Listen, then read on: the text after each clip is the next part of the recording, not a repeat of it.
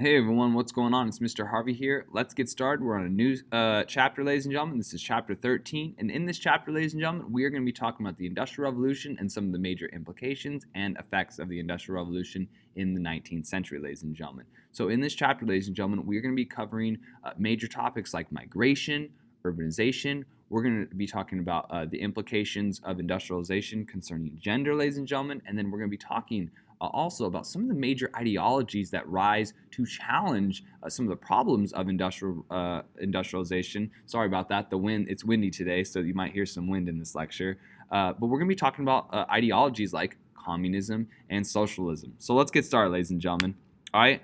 So before we talk about and go into chapter 13, ladies and gentlemen, we need to review the Industrial Revolution. This chapter really centers on the Industrial Revolution, industrialization, and we need to really understand some of the core components and review industrialization, the Industrial Revolution. So if you're unfamiliar with the Industrial Revolution, you've kind of forgotten about it, ladies and gentlemen, we're going to review it really quickly, but also it's a good idea to go back to chapter 7, go back to those lectures, ladies and gentlemen, and just review them really quickly so you have an idea of what's going on in the Industrial Revolution. All right? So really important for us to remember, ladies and gentlemen, that the Industrial Revolution's origins can be traced back to the Agricultural Revolution. Remember, agricultural revolution, right? We had those mega farms, the commercialization of agriculture, right? This is the agricultural revolution is where we see the scientific revolution being applied to agriculture, right? It starts in the Netherlands, but it's really popularized in Great Britain. And some of the implications of the agricultural revolution, ladies and gentlemen, is that it's going to with the enclosure movements, right, create these super farms that are going to really, kick a lot of farmers off their land and leave them kind of, in some troubled times. And we're going to see a lot of farmers starting to leave the countryside, go to urban areas, and they're going to be the labor force that is going to be vital within the Industrial Revolution. Now, we also know that there's some people who are not going to leave their farms, but they are going to, try to compete and try to, stay afloat in the countryside, and that's where we see the cottage industry. And remember, the cottage industry, ladies and gentlemen, and I want to talk about it, is proto-industrialization. The cottage industry is kind of the cottage industry is the first industry to industrialize. It's textiles, clothing, and the cottage industry is kind of the in-between of the agricultural revolution and the full-fledged industrial revolution. And remember, the cottage industry is proto-industrialization, pre-industrialization. It's where we see those merchants in the cities who are trying to make clothes a lot cheaper than using the artisan guilds in the cities. And they're gonna do that by giving the raw materials to families in the countryside, who previously used to make a lot of money farming, but they're not making a lot of money now. And they need to supplement their income, and so the merchants are gonna have a cheap labor force to make these clothes. And so the merchants are gonna give wool, cotton, a type of fabric to these families in the country, and the families are going to weave clothes, textiles, and give those finished products to the merchants, who then would go pay the family a small fee for their work, for their labor, and then they would receive the finished product to sell. And this was a family enterprise, and this is what families did to supplement their income. Okay, and really important though is eventually we're going to see merchants and eventually entrepreneurs trying to find cheaper and cheaper, faster and faster, more efficient ways to make those clothes. And we're going to see inventions that help facilitate that, right? The spinning jenny, it's going to mechanize spinning thread so they can spin that yarn, spin that string up really, really quickly and efficiently. And that's James Hargreaves. The water frame is going to help improve thread spinning, but also be a source of power.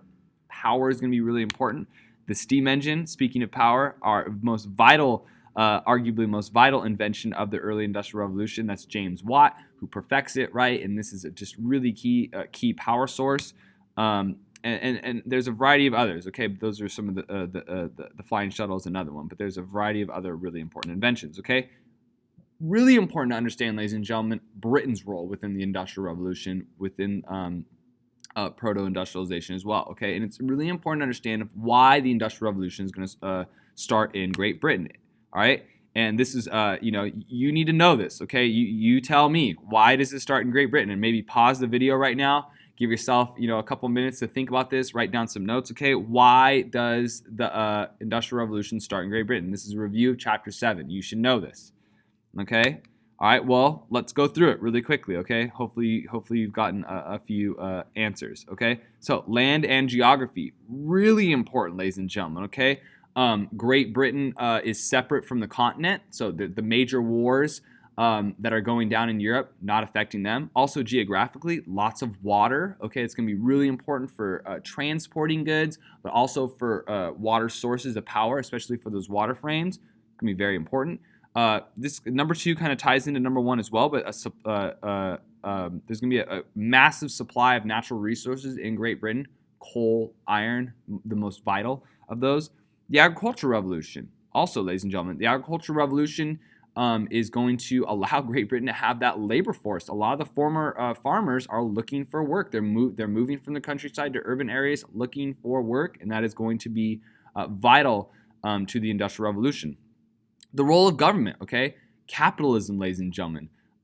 Capitalism is taking hold in the United Kingdom, in Great Britain, and Great Britain's government is going to slash regulations, get out of the way, make it easier for business to work, make it easier for merchants and the bourgeoisie to invest in technology, invest in business, and that's going to play a vital role in the Industrial Revolution booming.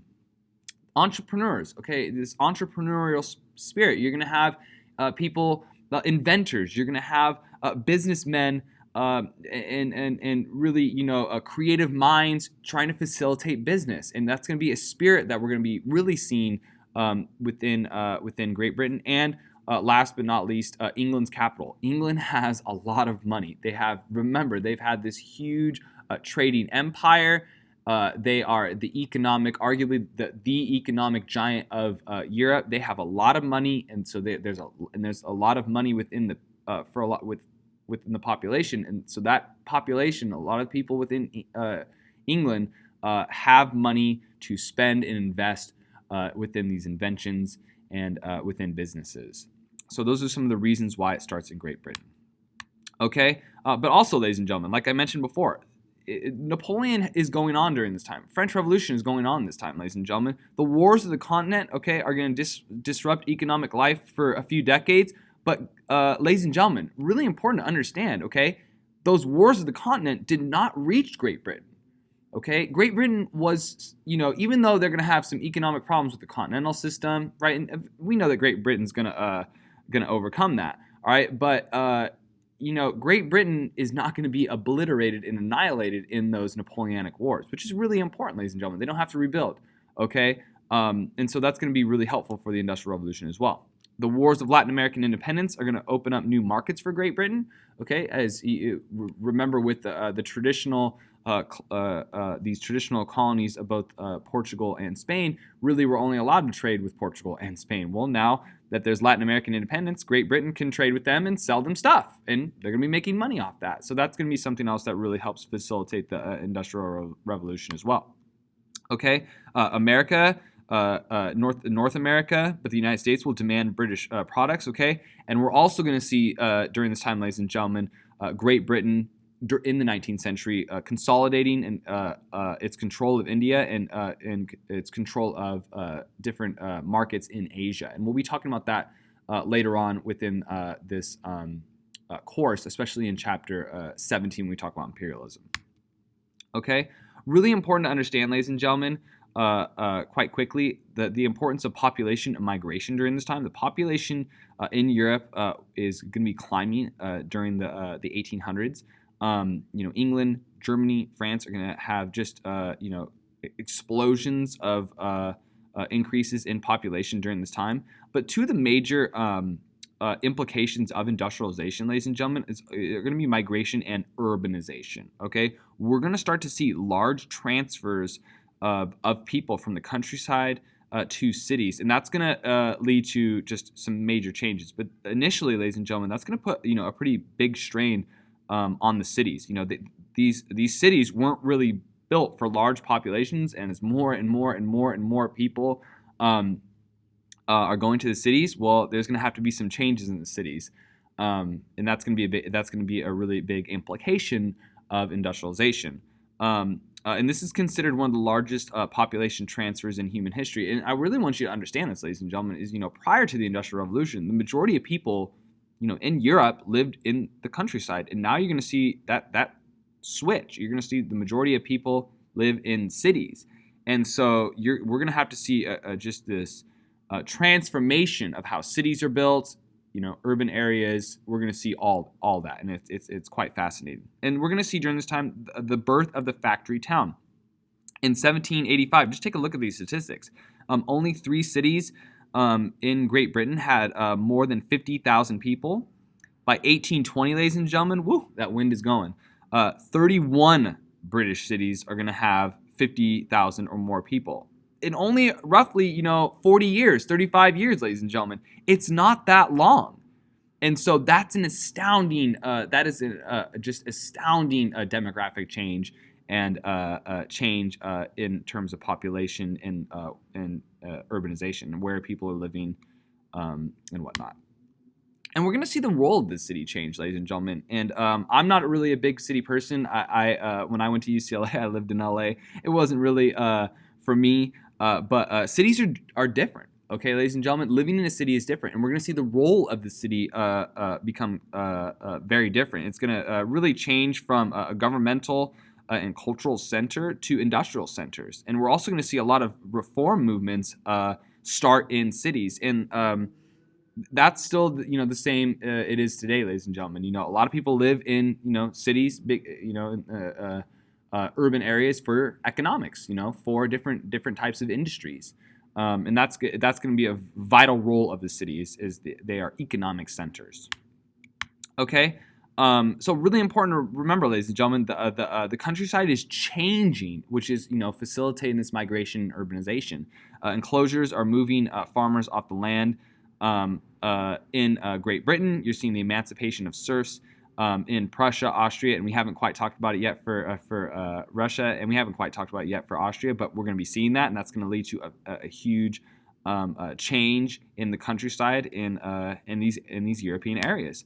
Okay, and important to note the later dates, and this is very, very, very, very, very, very important for us, ladies and gentlemen. Just note the later dates of 1848, 1861. Okay, the East will industrialize and urbanize later than the West, okay? And Russia's really not going to fully urbanize and industrialize till after World War I. And that's going to be one of the reasons, ladies and gentlemen, that Russia is really going to suffer in World War I, is they are going to be, behind the curve. And so when we see the Russian armies marching up to meet the German armies, they're not going to have the modern systems of transportation and weaponry that the other countries will, and that's going to really have some dire consequences for Russia in World War I, which we will talk about.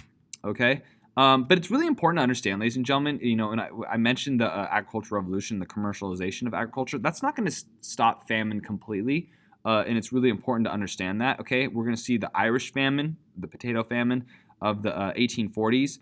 Where roughly 500,000 people will die, and hundreds of thousands are going to end up migrating to the United States, ladies and gentlemen. So it's really important that even though we're going to see some massive changes with industry, we're seeing it already with agriculture, there's still going to be some major problems and major consequences. And a lot of these changes aren't going to really necessarily solve a lot of problems. And we're going to see some of these changes create new problems.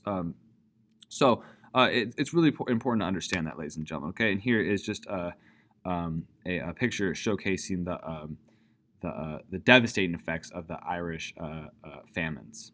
Terrible, and that led to lots of migration out of Ireland to the United States. Okay, now one of the biggest changes that we're going to be seeing with industrialization, with the urbanization, with the migration during this time, ladies and gentlemen, is transportation. Okay. This is going to contribute to the mass migration of individuals to the city as well, but this is going to revolutionize industry completely, ladies and gentlemen. And the 1830s and 1840s are really going to become, known as this age of the railroad, of the locomotive, of the train. Okay, and the railroad, the train. All this is made possible by that steam engine that was so vital, ladies and gentlemen, which we talked about in Chapter 7, is one of the key advancements of the Industrial Revolution, ladies and gentlemen. And so we're going to see in the early 1800s, ladies and gentlemen, the first locomotive, the rocket, which really didn't go that fast. I think it was like under 20 miles an hour, so it's really not fast like compared to our standards of speed today. But by the 1820s, 1830s, the locomotive, ladies and gentlemen, is going to be widely used in Great Britain.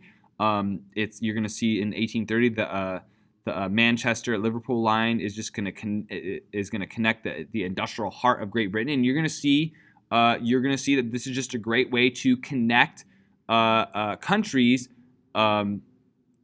economically, and it's going to provide efficient transportation, fast and efficient transportation of goods, of raw materials, and be just vital towards the economies of Europe. And we're going to see the rest of Europe, catch on. And we haven't quite mentioned the rest of Europe, ladies and gentlemen. I will be talking about that.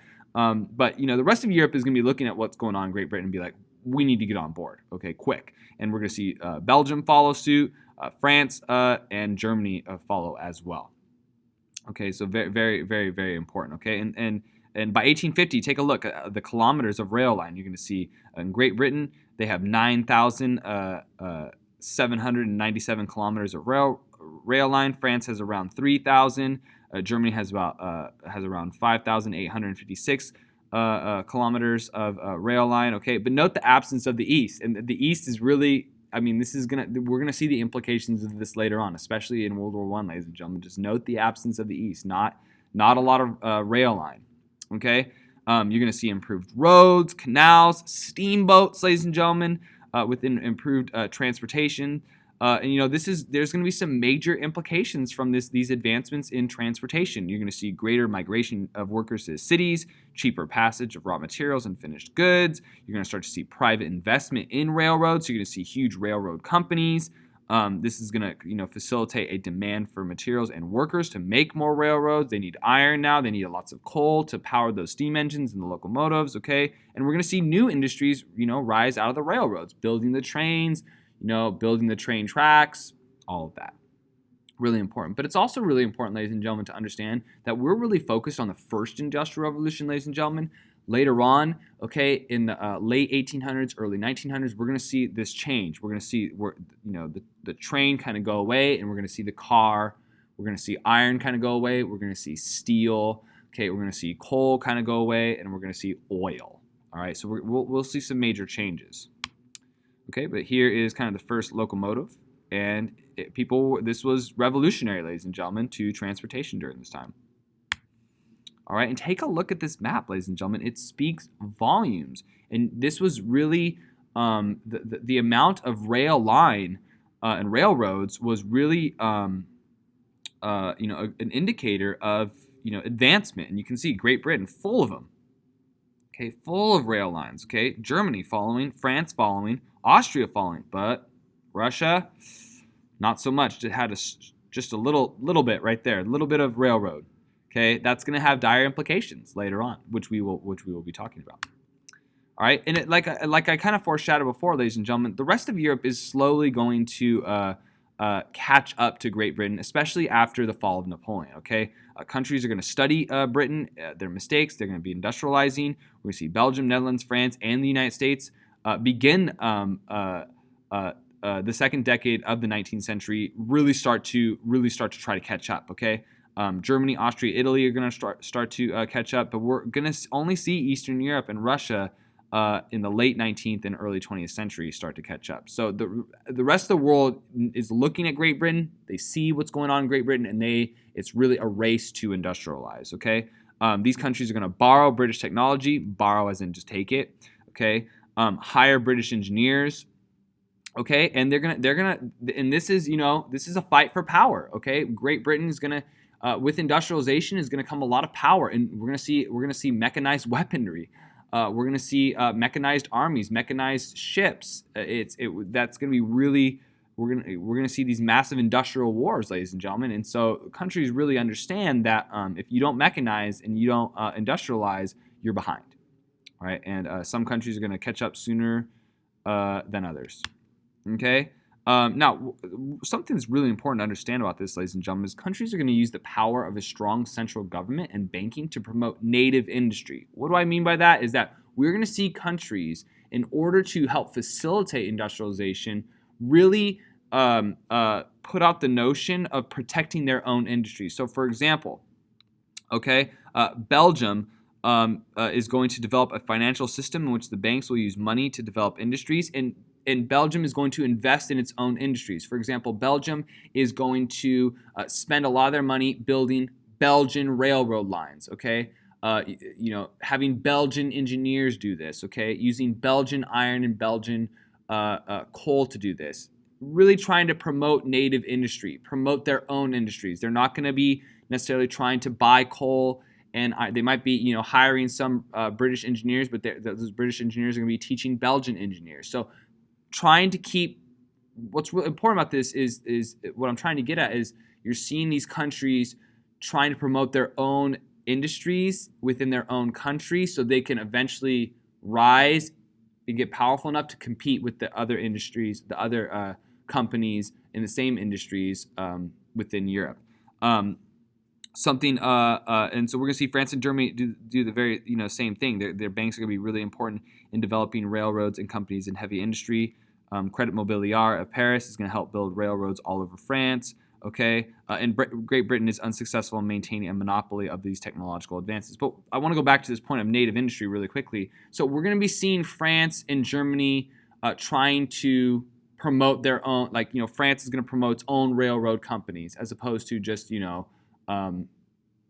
buying buying stuff from the British railroad companies, okay, to enrich them. All right, so they're trying to promote their own industries, railroads, coal, iron, to be able to eventually rise up and become powerful enough to compete, with Great Britain and the other countries that are going to be competing as well. So it's really trying to promote their own industries. French iron, French coal, French locomotives, same thing. German coal, German iron. Use the banks to finance investments to be able to help these companies build up to become strong enough to compete within internationally. Okay. And one of the biggest ways we're going to see this, ladies and gentlemen, is tariffs. Okay, tariffs. These tariff policies to protect native industries. Okay, France is going to enact high tariffs. Okay, to help native industries grow and compete with British goods, German goods.